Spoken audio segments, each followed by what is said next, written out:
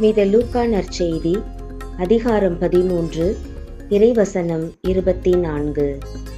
இடுக்கமான வாயில் வழியாக நுழைய வருந்தி முயலுங்கள், ஏனெனில் பலர் உள்ளே செல்ல முயன்றும் இயலாமல் போகும். ஜெபம்.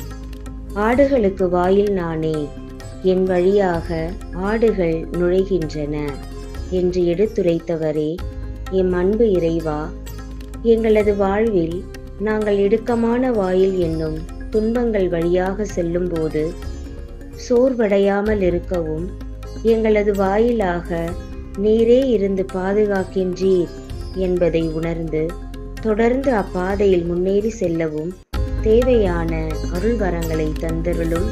ஆமேன்.